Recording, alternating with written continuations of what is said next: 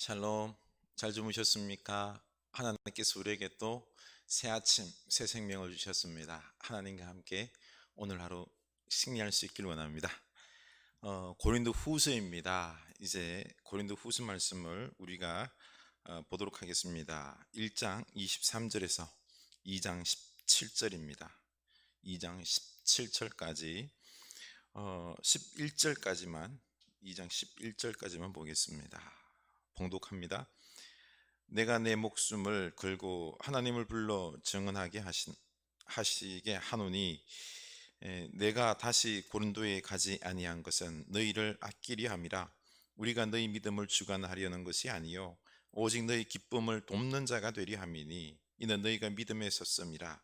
내가 다시는 너희에게 근심 중에 나아가지 아니하기로 스스로 결심하였노니 내가 너희를 근심하게 한다면 내가 근심하게 한 자밖에 나를 기쁘게 할 자가 누구냐?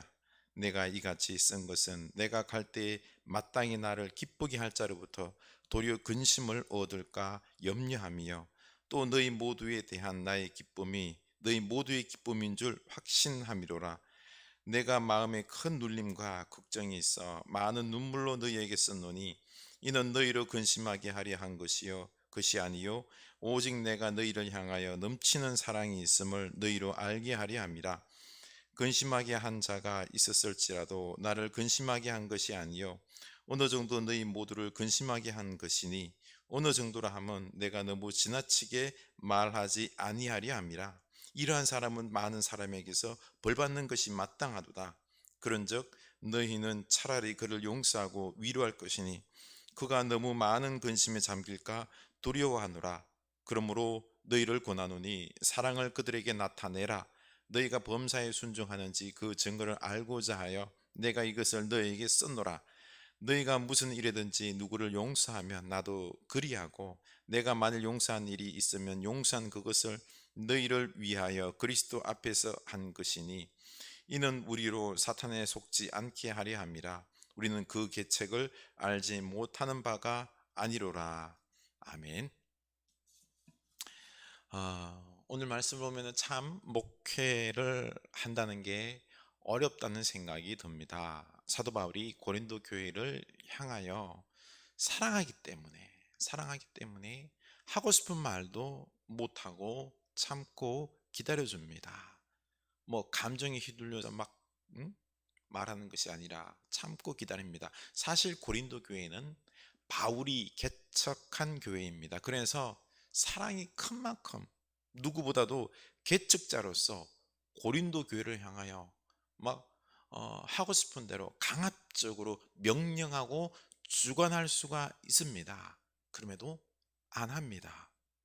1장 23절에 보면은 내가 내 목숨을 걸고 하나님을 불러 증언하시게 하노니 바울은 목숨을 걸고 고린도 교회를 향하여 이 사역을 하고 있습니다. 그만큼 애착이 강하다는 거죠. 목숨 걸고 뭐든지 합니다. 그래서 고린도전서를 보내고 또 눈물의 편지라고 편지 하나를 더 보냈습니다. 그런데 이게 남아있지는 않아요. 4절 보면 내가 마음에 큰 눌림과 걱정이 있어 많은 눈물로 너희에게 썼노니 이는 너희로 근심하게 하려 한 것이 아니요 오직 내가 너희를 향하여 넘치는 사랑이 있음을 너희로 알게 하려 함이라. 고린도 교회를 향하여 큰 눌림과 걱정이 있어서 하여간 고린도 교회에 큰 문제가 있었습니다. 그래서 그걸 막 해결하지 않으면 눌림이 있던 거죠. 그렇죠?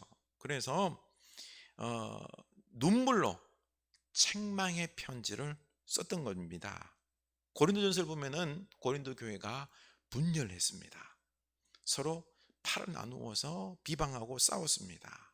그리고 믿음이 연약한 자를 돌보는 것이 아니라 정죄했습니다. 비난했습니다. 게다가 거짓 교사들과 결탁을 해서 사도 바울을 비난했었죠. 그래서 바울은 그들의 신앙을 바로 세우기 위해서 눈물로 기도하며 책망하며 편지를 보냈습니다. 이것은 그들을 근심하게 하려고 하는 것이 아니라 사랑함으로 바로 세우려고 보낸 것이죠. 이 고린도 후서에서도 나오지만은 바울은 사실 말재주가 없습니다. 설교를 잘 못했지요. 그래서 대면해서 이렇게 이야기할 때, 설교할 때는 좀 권위가 떨어졌습니다. 좀 더듬거렸겠죠, 그렇죠? 게다가 육체적 가시가 있어서 아팠습니다. 그런데 거짓 교사들은 이것을 두고 능력이 없어서, 기도해도 능력이 없어서 병을 못 고친다라고 말했을 것입니다. 게다가 다른 교사나 선지자들은 대접을 받으면서 우아하게 가르쳤는데, 바울은 부담 주기가 싫어서 낮에는 열심히 천막을 만들었고요, 노동자의 모습으로 먼지 뒤덮어 쓰고 가르쳤던 것입니다. 그러니 권위가 없어 보였습니다. 이것을 두고 거짓 교사들은 바울이 능력이 없어서 그런 거다 헐떠던 것입니다. 그래서 눈물의 편지로 자신을 변호하고 그들을 책망했습니다. 그럼에도 고린도 교회가 변화되고 아름다운 사랑의 공동체의 모습을 보이지 않는 것입니다. 어떻게 해야 될까요? 지금 당장 고린도 교회로 달려가서 그들의 믿음을 책망하고 바로잡고 싶은 마음이 있었습니다. 그렇지만 너희를 사랑하고 아껴서 그렇게 하지 않겠다는 겁니다. 24절, 우리가 너희 믿음을 주관하려는 것이 아니요 오직 너희 기쁨을 돕는 자가 되려 함이니 이는 너희가 믿음에 섰음이라. 내가 달려가서 책망하며 위에서 너희 믿음을 좌지우지할 수 있겠지만은, 그렇게 하지 않겠다는 것입니다. 왜냐하면 너희가 이미 믿음 위에 서 있기 때문에 충분히 기도하고 사랑으로 해결할 수 있기 때문에 기다려주겠다는 겁니다. 그래, 한번 해결해봐라. 그래서 책망함으로 서로 꺼리하면서 근심거리가 되는 것이 아니라 기쁨으로 돕는 자가 되겠다는 거지요. 믿음으로 세워지기 위해서는 이렇게 때로는 기다려 주어야 합니다. 바로바로 책망한다고 세워지는 것이 아니라 기다려주면서, 또 때로는 실수도 하면서 깨달으면서 스스로 자라도록 돕는 역할을 해야 하는 것입니다. 만약에 고린도 교회로 달려가서 책망하면 어떻게 될까요? 서로 얼굴 붉히며 싸우겠지요. 너 그러면 안 돼. 또 징계하겠지요. 그러면 고린도 교인들이 바울을 싫어할 것입니다. 3절, 내가 이같이 쓴 것은 내가 갈 때에 마땅히 나를 기쁘게 할 자로부터 도리어 근심을 얻을까 염려하며 또 너희 모두에 대한 나의 기쁨이 너희 모두의 기쁨인 줄 확신함이로라. 아멘. 바울과 고린도 교인들은 서로 사랑하며 기뻐해야 할 자들입니다. 바울이 개척했잖아요, 그렇죠? 사랑하잖아요. 서로 사랑하잖아요.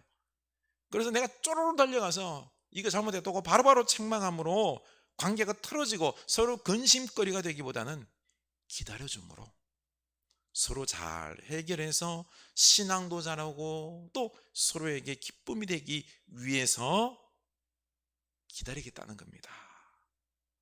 기다리다 이렇게 이제 고린도 후서 편지를 다시 보내는 거죠. 그러면 사도 바울을 비난하고 문제를 일으킨 거짓 교사를 어떻게 해야 할까요? 가장 간단한 방법을 그 방법은 바로 징계하는 것입니다. 6절이죠. 이러한 사람은 많은 사람에게 벌받는 것이 마땅하도다. 그런즉 너희는 차라리 그를 용서하고 위로할 것이니 그가 너무 많은 근심에 잠길까 두려워하노라. 그러므로 너희를 권하노니 사랑을 그들에게 나타내라. 그 거짓 교사는 많은 사람에게 벌받는 것이 마땅하지만 그렇게 되면 그 사람은 많은 근심에 잠기게 되고 상처받고 결국 교회를 떠나거나 하나님의 은혜 자리에서 떠날까 두렵다는 것입니다. 그러니 사랑으로 용서하고 위로하며 품으라는 것입니다. 이게 시간이 좀 걸릴지 몰라도 하나님의 방법이다라는 거죠. 이렇게 우리가 서로를 이해해야 합니다. 때로는 내 마음에 안 들 수도 있고요, 실수를 할 때도 있고요, 싸울 때도 있습니다. 헌담을 하면서 서로를 시험 들게 할 수도 있습니다. 이때 어떻게 대처하느냐가 중요한 것입니다. 세상 사람들처럼 막 싸우고 끝까지 가보자, 그리고는 벌을 내릴 수도 있습니다. 그러면 그 사람은 교회에서 잃게 됩니다. 그래서 사랑하고 용서해야 됩니다. 그런데 이게 말처럼 쉽게 되지가 않아요. 그래서 10절 보면 너희가 무슨 일이든지 누구를 용서하면 나도 그리하고, 내가 만일 용서한 일이 있으면 용서한 그것은 너희를 위하여 그리스도 앞에서 한 것이니 이는 우리로 사탄에게 속지 않게 하려 함이라. 우리는 그 계책을 알지 못하는 바가 아니로라. 우리가 용서하면은 그것은 바로 그리스도 예수님 앞에서 한 것입니다. 예수님께서 우리의 용서를 다 보고 계십니다. 바울도 그래서 용서하고 기다려주겠다는 거죠. 그래서 예수님께서 우리를 사랑하시고 또 축복으로 반드시 갚아주신다는 것입니다. 만약에 그렇지 못하면 우리는 사탄의 계책에 속아서 예수님의 핏값으로 산 형제를 잃고 교회나 하나님의 품을 떠나는 아픔이 생깁니다. 이것은 바로 사탄의 계책으로 사탄이 원하는 것이기 때문에 우리가 절대로 속아서는 안 된다는 것입니다. 그래서 용서하는 것이 마땅한 것입니다. 이게 왜 중요한가 하니 14절, 항상 우리를 그리스도 안에서 이기게 하시고 우리로 말미암아 각처에서 그리스도를 아는 냄새를 나타내시는 하나님께 감사하노라.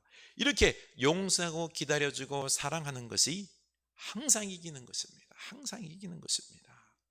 또 그리스도를 아는 냄새를 풀풀 풍기는 것입니다. 우리의 이 용서와 사랑으로 우리는 사단과 삶 속에서 항상 승리하는 자가 되고 또 그리스도를 전하는 냄새를 풍기는 것입니다. 15절에서는 이것을 그리스도의 향기라고 말합니다. 우리가 그리스도의 향기를 풍길 때 그들이 이 향기를 맡고 예수님을 알고 구원받을 수 있는 것입니다. 아주 중요한 것이죠. 그래서 우리는 사랑으로 그리스도의 향기를 풍겨야 합니다. 그러면 우리가 이렇게나 사랑과 용서로 그리스도의 향기를 풍겼는데 왜 이렇게나 전도가 안 되고 우리 교회는 숫자가 적습니까? 이런 의문이 들 것인데요. 16절, 이 사람에게는 사망으로부터 사망에 이르는 냄새요 저 사람에게는 생명으로부터 생명에 이르는 냄새라. 누가 이를 감당하리요? 그리스도의 향기를 맡아도 다 생명에 이르고 구원받는 게 아닙니다. 그 향기를 맡아도 생명에 이르는 것이 아니라 어떤 사람에게는 사망입니다. 사망, 못 깨닫는 거죠. 그렇죠? 다 예수를 알고 구원받는 것이 아닙니다. 향기를 맡아도 구원 못 받고 사망이 이르는 사람들도 있습니다. 그러니 우리는 그저 향기를 바라면 됩니다. 이 향기를 누가 풍길지, 누가 담당할지 하나님은 찾고 계십니다. 우리 사랑과 용서로 그리스도의 향기를 바랄 수 있기를 원합니다. 사단의 계략에 속으면 안 됩니다. 형제를 실족하게 하면 안 되는 거죠. 우리 오늘 말씀을 생각하면서 우리 기도합시다. 하나님, 내가 그리스도의 사랑으로 품고 기다려주고 용서해야 될 사람들이 누구입니까? 우리는 서로 간에 생각이 다르고 그리고 우리는 또 때로는 실수하고 넘어지고 정죄하고 할 때도 있습니다. 마땅히 빨리 달려가서 책망하고 징계할 수도 있겠지만은 그러나 우리가 기다려주면서 스스로 변화되고 할 때까지 참아주고 하는 이런 모습이 있어야 되는데 주여 이렇게 하게 하여 주시옵소서. 우리 기도합시다. 하나님 아버지, 하나님 아버지, 우리는 죄인입니다. 나도 실수하고 또 상대방도 우리에게 실수하고 서로가 서로에게 아픔이 될 때가 있습니다. 완벽하면 좋겠지만 그렇지 못할 때가 있습니다. 그래서 우리가 서로 용서를 해야 될 줄로 압니다. 서로를 정죄하고 서로를 싸우고 할 때에 교회는 무너지고 갈라지고 또 교회를 떠날 수 있는 이 안타까움이 있습니다. 하나님 아버지, 우리에게 사랑의 마음을 주시옵소서. 예수 그리스도 앞에서 우리가 사랑할 때 주님은 보시고 우리를 칭찬하시고 우리에게 놀라운 축복의 역사를 베푸는 줄로 알고 우리가 사랑하게 하여 주시옵소서. 용서하게 하여 주시옵소서. 품게 하여 주시옵소서. 기다리게 하여 주시옵소서. 사단에 속으면 안 됩니다. 하나님, 우리가 사단의 계략에 속아서 우리가 감정적으로 행동함으로 얼마나 많은 사람들이 실족하게 하고 교회가 분열되고 안타까운 일이 있습니까? 사단에 속아서는 안 됩니다. 사랑으로 용서하고 품으면서 그리스도의 향기를 풀풀 풍기면서 이 그리스도의 향기로 그들이 맞고 예수님께 돌아오는 축복의 역사가 있어야 되겠습니다. 하나님, 이 역사를 감당하는 주의 백성들, 우리 흐르는 교회 성도님들 다 되게 하여 주시옵소서. 예수님 이름으로 기도드리옵나이다. 아멘.